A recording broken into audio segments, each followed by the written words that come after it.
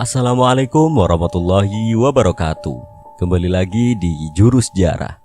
Kali ini saya akan menceritakan tweet dari Mas Taufik. Bisa kalian follow langsung Twitternya di @mastaufik.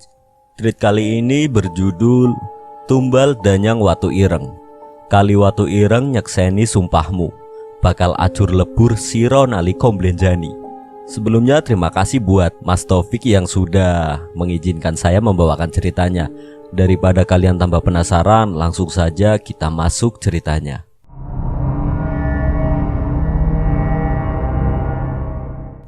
Rekso berdiri gelisah, bersandar pada besi pembatas jembatan kecil yang melintas di atas Kali Watu Ireng. Hembusan nafasnya beradu dengan dingin malam, terkadang meliuk seperti aliran yang membelah kabut tipis penanda hawa dingin di Wonosari. Entah sudah berapa batang rokok kelobot yang dibawanya sebagai sangu habis terbakar. Menghela nafas, kembali matanya mengawasi ujung jalan desa, tetapi belum nampak apa yang ditunggunya. Biuk, biuk, tiba-tiba suara air tersibak mengagetkan Rekso. Ia melongokkan kepala ke arah bawah jembatan, namun hanya gelap yang menguasai. Rekso mencoba menajamkan mata, namun belum sempat menangkap sumber suara itu, ia dikagetkan oleh sebuah tepukan pelan di bahunya. "Mas," suara halus perempuan membuat Rekso menoleh. "Kedasi." Lirih Rekso menyebut nama perempuan itu. Kedasi tersenyum menatap Rekso. "Maaf mas, telat. Sudah lama kamu menunggu?" tanya Kedasi. Rekso tersenyum tipis, menggelengkan kepala lalu menatap Kedasi dengan lembut. "Enggak dek, baru sebentar," jawabnya. Keduanya saling menatap mesra. Tak ada kata yang meluncur dari bibir mereka, namun seakan mereka saling tahu isi hati pasangannya. Keduanya nampak menikmati kesunyian malam itu. Hanya kidung yang ditembangkan aliran air Kali Watu Ireng menemani. Sesekali harmoni dari hembusan angin dingin menerpa mereka. Berdiri mematung di atas jembatan, hanya menikmati semuanya berjalan dengan alami. Hingga akhirnya Kedasi mengakhiri orkestra alam itu. "Sudah malam mas, aku harus kembali," ujarnya. Rekso nampak belum rela, namun ia tahu batas. Wanita tak baik keluar rumah terlalu malam. Ia mengangguk. "Gak usah diantar mas." Kedasi tersenyum menggenggam erat tangan Rekso. Dingin sekali tangan Kedasi malam itu. Rekso beranggapan bahwa angin yang membuat tangan kekasihnya seperti membeku. "Hati-hati yodek," jawab Rekso. "Sebelum aku pulang, aku ingin memastikan hatimu mas." Tiba-tiba Kedasi mengeratkan genggamannya. "Memastikan bagaimana dek?" Rekso nampak tak mengerti. "Janji kepadaku, hatimu hanya untukku," desak Kedasi. Rekso menghela nafas tersenyum menatap mesra Kedasi. "Janji gak bakal aku cinta wanita lain kecuali dirimu," Rekso mantap berucap. Selepas Rekso mengucapkan janjinya, sekonyong-konyong dari arah jalan desa, sesosok wanita berlari menuju ke arahnya. "Ojo mas, kui duduk aku," jerit sosok perempuan itu. Rekso kebingungan. Mendekat dengan cepat, sosok itu mulai jelas membentuk Kedasi, wanita yang dicintainya. Tergagap Rekso menatap Kedasi yang ada di depannya. Sementara Kedasi yang baru saja sampai menghentikan langkahnya dengan pandangan ketakutan. Tak berani selangkah lagi maju memasuki jembatan. Kedasi yang berada di depan Rekso menyeringai. Perlahan tubuhnya berubah. Kaki yang terlilit kain jarik tiba-tiba memanjang dan bersisik. Sementara kebaya yang digunakannya perlahan luruh berganti menjadi kemben berwarna hitam dan emas. Kaki yang telah berubah menjadi ekor ular itu bertumpu menegakkan badan. Separuh badan ke atas masih menyerupai perempuan yang sangat jelita. Andai saja tak ada taring di kedua ujung bibirnya. Rekso tertunduk lemas, sedangkan Kedasi masih berdiri mematung menatap dari kejauhan. "Kali Watu Ireng menyaksikan sumpahmu. Akan hancur lebur kamu," ketika mengingkari. Ucap sosok itu, "Aku Danyang Watuireng, jika sampai waktunya akan menagih janjimu." Lanjutnya, sosok manusia siluman setengah ular itu lalu beringsut pelan, kemudian terjun lalu menghilang di telan arus deras Kali Watuireng. 24 tahun, desis Rekso. Puluhan tahun kemudian, ingatannya masih jelas menggambarkan detail peristiwa malam itu. Pertemuan pertamanya dengan Danyang Watuireng.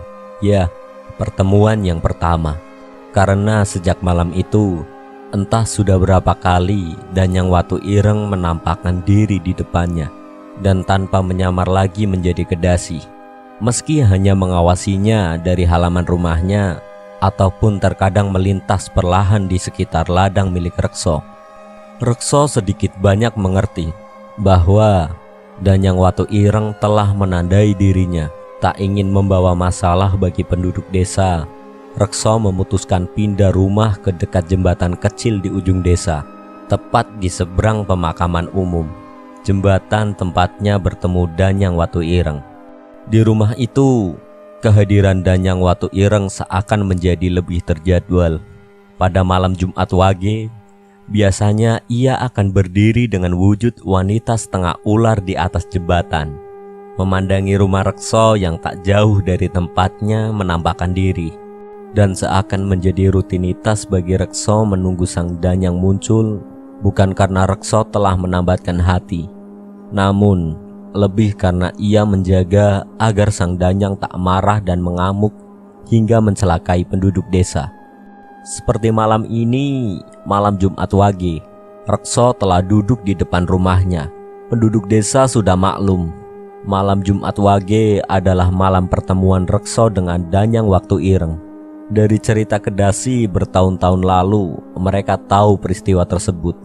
Penduduk desa justru kini menganggap Rekso sebagai juru kunci desa, karena sejak peristiwa Sumpah Rekso, panen di desa mereka selalu bagus. Air selalu mengalir lancar, bahkan hama perusak tanaman hampir tidak ada. Menghisap sebatang rokok hasil lintingan sendiri, Rekso duduk di depan rumahnya. Hawa dingin seperti bisa menyeruak menghadirkan kabut tipis yang menyamarkan pandangan. Meski berkali bertemu dengan Danyang Watuireng, namun Rekso tetap selalu merasa tak nyaman. Tak banyak yang terjadi pada setiap kali pertemuan. Hanya terkadang nampak sang Danyang mendekat, mencoba menggoda Rekso. Namun Rekso tak bergeming. Hatinya hanya terpaut pada Kedasi. 24 tahun meski Kedasi telah menikah dengan orang lain, namun Rekso masih tidak bisa mengalihkan hatinya.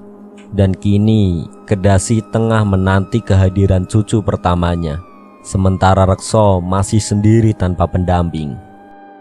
Lagi pula, Rekso tak ingin mencari masalah dengan Danyang Watuireng.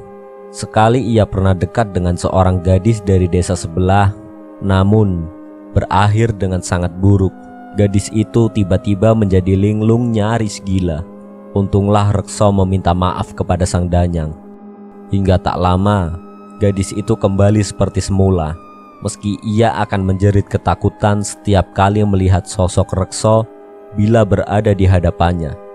Kesiur angin dingin mulai kencang. Suara air Kali Watuireng seperti tersibak oleh benda raksasa. Hingga sekonyong-konyong dari balik kabut tipis, sesosok tubuh wanita berjalan mendekati Rekso. Rekso menginjak rokoknya hingga padam, lalu berdiri. Sosok yang semakin jelas terlihat itu tersenyum menatap Rekso. Tubuhnya tinggi semampai dengan wajah cantik luar biasa.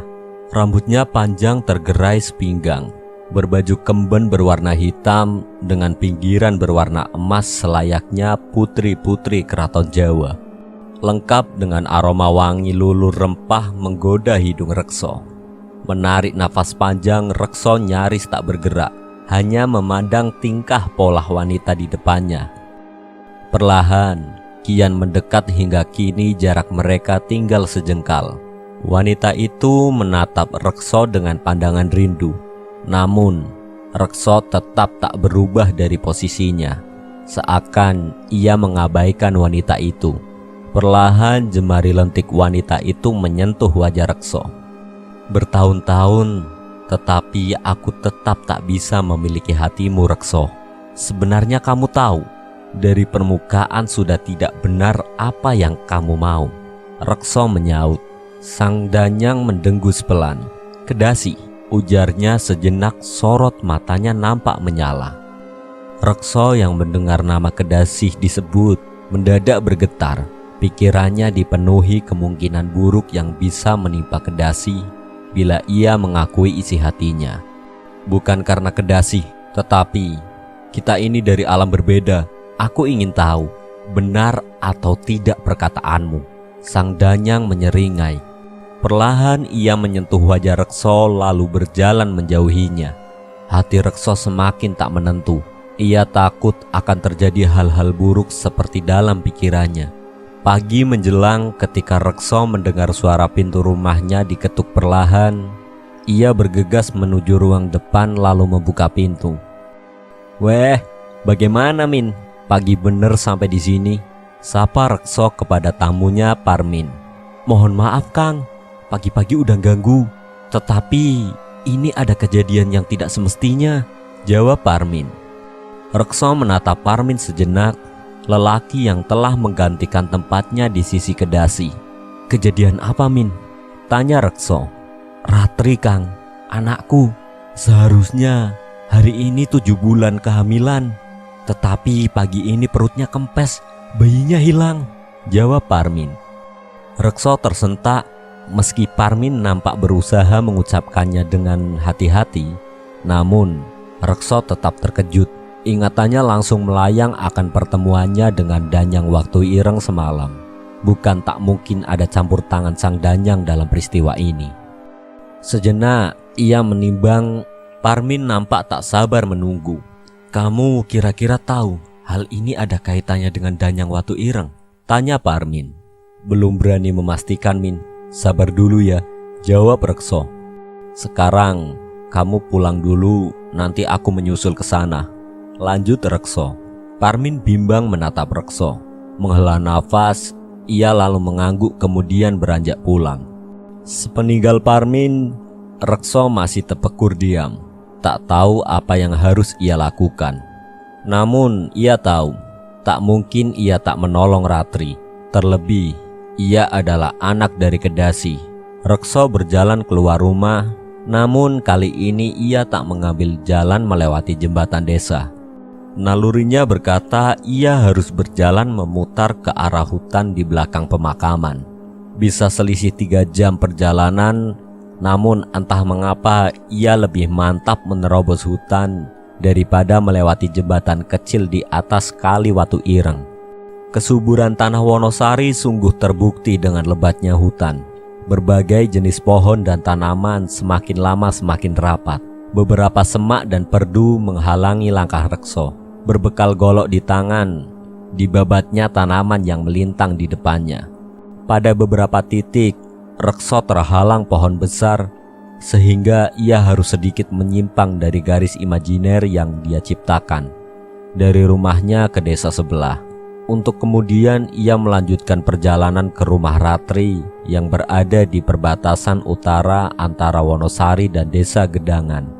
Namun, tanpa disadari, ia semakin menyimpang dari garis tersebut, bukan ke utara, namun makin jauh ke arah timur laut. 2 jam berlalu dan Rekso mendapati dirinya makin tenggelam masuk ke rimbunan hutan. Kelelahan, ia lalu duduk di bawah sebuah pohon besar. Bersandar pada pohon itu, tiba-tiba telinga Rekso menangkap suara kambing mengembik. Mungkin saja di dekat situ ada pengembala kambing yang bisa dimintai pertolongan menunjukkan arah, pikir Rekso. Segera ia beranjak menuju suara kambing itu berasal. Sejenak ia berjalan menerobos semak.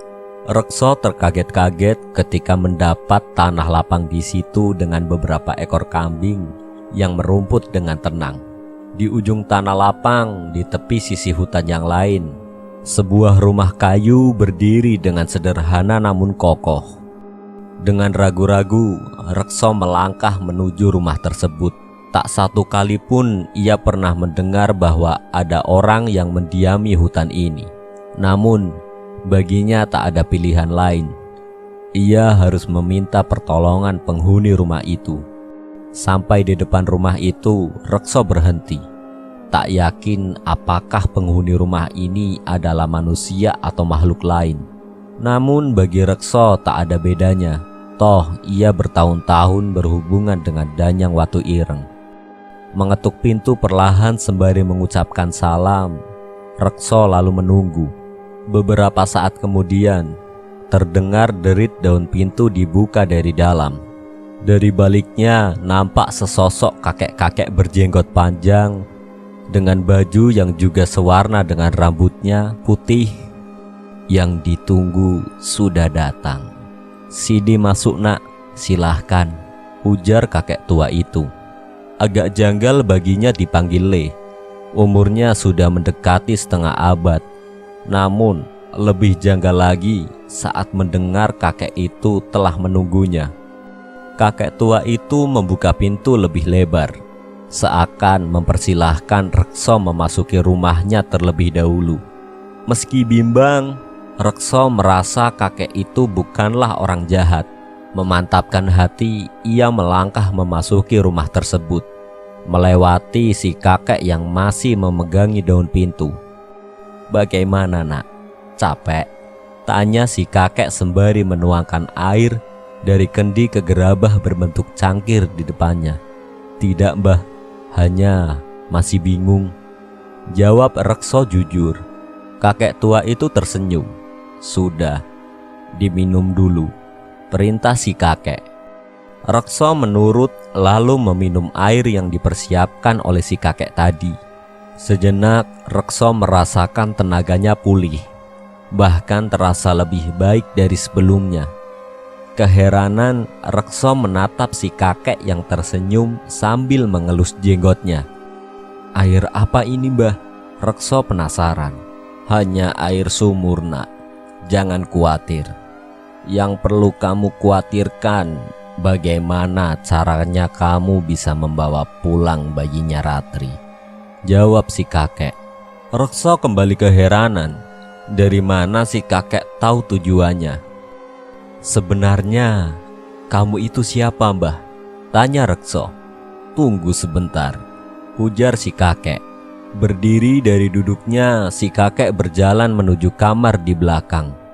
Tak lama kemudian, ia kembali dengan menenteng sebuah tasbih dari kayu. "Aku sebenarnya hanya dititipin. Tempatku bukan di sini. Cuman karena ada urusan, terpaksa aku harus menemui kamu," jawab si kakek. "Aku Jin Korin nenek moyangmu, Sosro Hanggoro. Kalau sudah waktunya, harus mewariskan tasbih Nogosari ini kepada keturunannya yang tepat," lanjutnya. Rekso nampak tak percaya. Jin Korin tersebut hanya tersenyum sembari mengangsurkan tasbih Nogosari yang dimaksud kepada Rekso.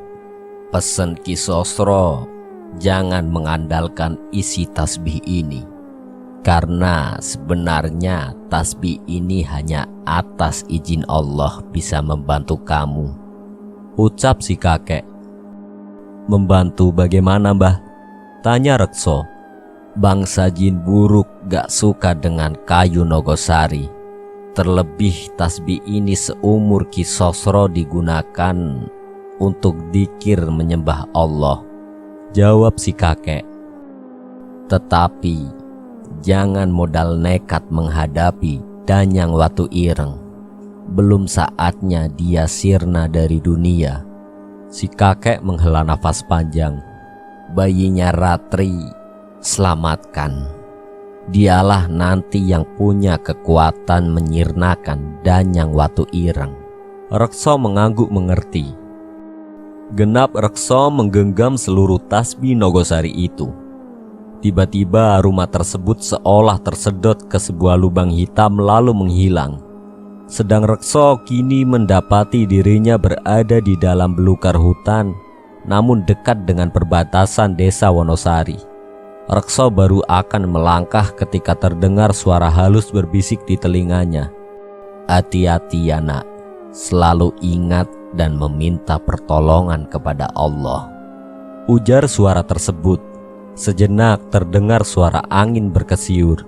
Berbarengan dengan lenyapnya suara tersebut, Rekso melangkah keluar hutan menuju rumah Ratri. Sebentar kemudian dari kejauhan, mata Rekso telah menangkap beberapa warga yang berkerumun di depan rumah tersebut. Nampak Parmin duduk di depan rumah seolah memang sengaja menunggunya. "Aduh Kang, kutunggu dari tadi, kukira nggak jadi datang." Parmin terburu-buru menyambut Rekso lalu mengajaknya masuk ke rumah Ratri. Rekso maklum dengan kepanikan Parmin. Ia hanya menurut. Sesampainya di depan tempat Ratri tergolek lemah, Rekso menghela nafas panjang. Ditatapnya perut Ratri yang sudah kempes. Padahal 2 hari yang lalu, Rekso baru saja bertemu dengannya, dengan perut besar selayaknya wanita hamil 7 bulan. Perlahan ia duduk di atas dipan. Selintas Rekso mencium sebuah aroma khas, bau yang selalu ia tangkap saat bertemu dengan Danyang Watu Ireng. Rekso hampir bisa memastikan peristiwa ini berhubungan erat dengan sang Danyang. "Min," Rekso memanggil Parmin agar mendekat. "Bagaimana Kang?" ujar Parmin sambil mendekat. "Ini memang campur tangan Danyang Watu Ireng," ucap Rekso dengan nada getir. Parmin menatap Rekso penuh kengerian. Perkataan Rekso barusan seperti semakin menyatakan bahwa cucunya sudah tak terselamatkan. "Piye iki Kang?" suara Parmin bergetar. "Sabar dulu Min, kita jangan terburu-buru, dibicarakan pelan-pelan," ujar Rekso. Rekso terpekur di teras rumah. Di depannya Parmin nampak gelisah. Sebenarnya Rekso sendiri tak tahu apa yang harus dilakukannya. Namun demi melihat Parmin yang sedang ditimpa musibah, Rekso tak sampai hati. Pandangannya menerawang jauh ke arah Kali Watu Ireng. Rekso belum menemukan jawaban apa yang harus dilakukannya ketika semburat merah telah memenuhi cakrawala. "Senja Kang, ayo masuk dulu," ajak Parmin. Rekso mengangguk ketika sejenak kemudian ia merasakan getaran pelan dari tasbih kayu Nogosari. Bau anyir darah menyeruak ke hidungnya. Kemudian Rekso nampak waspada. Dari kejauhan ia melihat samar makhluk putih berbaris melintasi pemantang sawah. "Min, lihat nggak?" bisik Rekso. "Lihat apa Kang?" Parmin nampak tak mengerti. "Pocong berbaris di sawah pinggir sungai," jawab Rekso. Parmin nampak panik, tak menengok ke arah yang ditunjukkan Rekso. Ia berlari masuk rumah meninggalkan tamunya sendirian. Rekso menyimpulkan bahwa Parmin ketakutan tapi tak melihatnya. Entah kenapa Rekso merasa tak takut sama sekali. Perlahan ia mendekat ke arah beberapa pocong yang nampak seperti berbaris itu. Muka mereka rata-rata menghitam dengan mata berwarna merah menyala. Kain putih yang mereka gunakan sudah menguning bercampur lumpur. "Perlu apa ngumpul di sini? Bubar!" bentak Rekso. Salah satu pocong kemudian melayang mendekat. Tak meloncat, Rekso terheran-heran. Bukan seperti yang diceritakan orang-orang. Hampir mendekati Rekso, pocong itu nampak seperti akan meludah. Rekso tahu ludah pocong akan mengakibatkan luka bernanah yang sangat sulit disembuhkan. Kembali tasbih di genggamannya bergetar. Rekso lalu mengangkat tasbihnya ke arah muka pocong tersebut. Seakan tersapu angin kencang, pocong itu terlontar mundur. Pocong yang lain menatap Rekso ngeri. Mereka seolah jerih dengan tasbih yang digenggam Rekso. Lagi-lagi gerombolan pocong itu melayang. Namun kali ini nampak mundur ke arah pinggir sungai. Rekso menatap tasbih pemberian kakeknya. Ia seperti menemukan secercah harapan untuk menolong Parmin. Bergegas ia kembali ke rumah Parmin untuk membahas langkah apa yang selanjutnya akan ia lakukan. Rekso melangkah mantap sementara Parmin dan Mardi berjalan mengikutinya. Setengah memaksa memang, Rekso mengajak Parmin dan Mardi untuk membantunya. Tekadnya bulat, cucu pertama Parmin harus bisa diselamatkan.